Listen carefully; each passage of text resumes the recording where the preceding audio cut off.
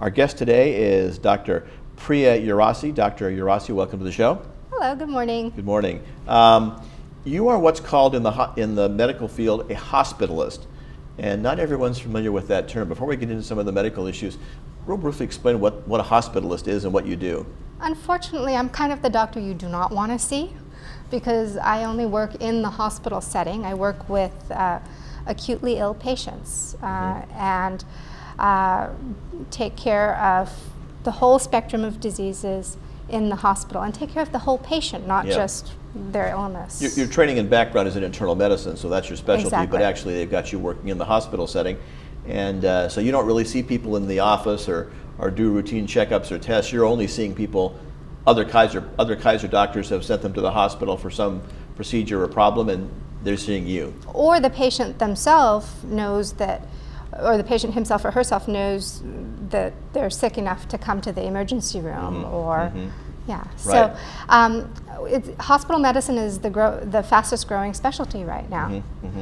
Well, obviously medicine is becoming very specialized these days. We hear all kinds about new specialties and all this every week on the program here. One of the things you wanted to talk about today is something called COPD, and a lot of folks that have it, I'm sure, know what that means.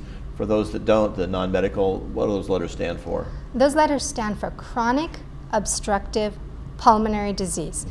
And we can break it down in a bunch of different ways. Chronic, meaning that it's not reversible. Obstructive, the lungs are these spongy organs when they're doing well, and they're glossy and they facilitate air exchange. They have tubes called airways or bronchi, and they have sacs called alveoli, and the tubes carry fresh air down to the sacs, the alveoli, and then the alveoli have little capillaries that allow oxygen to come in and carbon dioxide to go out. With COPD, there are problems with air exchange, the alveoli or sacs, and that's more what we call emphysema. Or there are problems with the airways that are not reversible. Asthma is an airway problem that is reversible, but COPD, it's chronic, so every day people are a little short of breath or coughing. And the problem with COPD is, that it's underdiagnosed. There are 12 million people who have been diagnosed with COPD in this country, but there are 12 million people who have COPD and don't know it. It's the fourth leading cause of death in the United States. Wow, that is surprising indeed. I know most of us at some time have probably had that test where they have you breathe in as deeply as you can, and then you breathe into a device like a mask type of thing, and they go breathe, breathe, breathe, breathe, breathe, push it all, push it all. Is that the kind of test you might be doing to test for that situation? Exactly. That test is called spirometry, and it's done in the office. It's non-invasive and low risk, and it's a way of saying how bad the COPD is, or if it exists. The symptoms of COPD can mimic a lot of different things. So breathlessness, cough with sputum production. Right. In some cases, it just could be a bad cold or asthma, as you mentioned before, but in some cases, it's much more serious. Well, one of the biggest issues, I guess, is smoking. And while it's become less fashionable these days, there's still a lot of folks who do smoke or maybe have smoked for, in some cases started when they were teenagers, perhaps. Obviously, I think it's been years since I've seen a doctor who even smokes, much less one that says, oh, it's okay occasionally to do that. Almost all doctors I've talked to in the last probably 20 years say, that's one of the questions they ask you when they first meet you, do you do this, do you smoke? Right. And I would imagine that's something that you're pretty strict about in your practice, especially dealing with COPD. Well, the one thing that there are two things that have been shown to prolong life expectancy in COPD. One is smoking cessation. And stopping smoking, no matter how long you've smoked and how bad the damage is, it's never too late. And no matter how many times you've tried before, you've learned something from each time you've tried and you failed, right? So even if you've smoked for quite some time, within 20 minutes of quitting smoking, your pulse will drop, your blood pressure will drop. Within a couple of weeks of quitting smoking, you'll have increased circulation to your extremities. Your hands and feet will be warmer. Within a year of smoking, typically, the chronic cough will go away. Sometimes when you stop smoking, it'll get a little worse before it goes away. That's just your cilia. Cilia are these little hairs that line the airways that help move things along. With cigarette smoke, they die and they give up.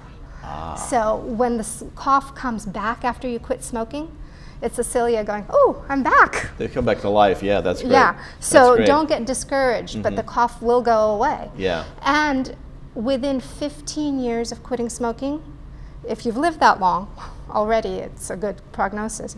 Within 15 years of quitting smoking, your life expectancy equals that of a non-smoker. Great, that's great. Well, a good reason for not to start, but for people that did start and quitting, I understand from those who have smoked and try to quit, it's hard. I've heard people who have had other addictions say it's as hard as kicking heroin in some cases. Oh yeah. So it's a major addiction.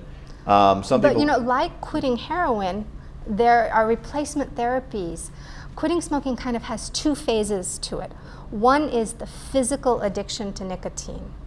A lot of people use nicotine to self-medicate for depression or anxiety. Is nicotine a stimulant or a depressant? It's a little bit of both. It's interesting because it is a stimulant in some senses, but it's calming. I don't know whether it itself is calming. You find in mental wards, a lot of people smoke. Yeah. But it's also a stimulant in the sense that it drives up the heart rate, drives up the blood pressure, causes vasoconstriction, causes your blood vessels to go. And a lot of people have high blood pressure to begin with, so that would just compound it and make it even worse. Exactly. Some people are concerned about okay, stop smoking, that's good, but then the weight gain. And that is a problem. But on average, if you quit smoking, you'll gain 10 pounds. That's not, when you consider the weight gain versus the benefits of quitting smoking, it's much more, the benefits of quitting smoking far outweigh that small amount of weight gain. And then I guess the other side of that would be you'd feel better, your lungs would work better, you could get out and walk and exercise and maybe go to the gym or walk the dog or ride your bike or whatever. So you might, you get those 10 pounds off pretty quickly. When you feel better, you can exercise more perhaps. Exactly, and then exercise, it's wonderful in all these respects. Another thing that I didn't mention about COPD is exercise is another thing that prolongs life expectancy in COPD. Being able to breathe obviously helps you exercise more as well. Exactly. Are there some other sources? And then, I'm sorry, go ahead. And then there are ways to deal with the weight gain. A lot of people, the smoking is an oral fixation. Right. So you can chew on a minted toothpick or chew gum. If it's more that it's the calming and the associations with things like, okay, I smoke on my break, so that's when I relax. Go for a walk on your break. Good tips. Deep breathing, things Good like tips. that. Besides the doctors like you, are there other organizations or associations they can get some tips on for smoking cessation? Oh, there are so many. The American Lung Association. If you think about smoking, it affects every organ in the body. From brain, it increases your risk of stroke, heart, all the way down to circulation in the feet, erectile dysfunction. Gentlemen, listen up. And of course the lungs, which we talked about COPD. But the number one thing, it's the heart. The other thing about smoking, a lot of patients that I've diagnosed with cancer will say, I already got cancer, what's the point?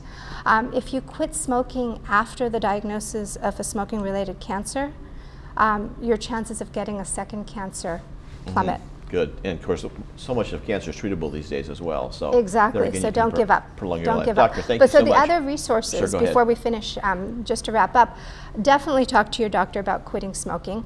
A lot of the tools to help you quit smoking are available over the counter as far as the nicotine replacement. Right. But when I was talking about addiction, smoking addiction, tobacco addiction, it's not just a physiologic addiction to the nicotine, but it's also a psychological addiction.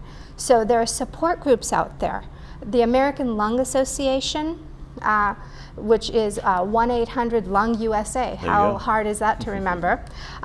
There's another source, 1-800-QUIT-NOW. Every year, the American Cancer Society has the Great American Smoke Out, yeah. and then the American Heart Association. Great.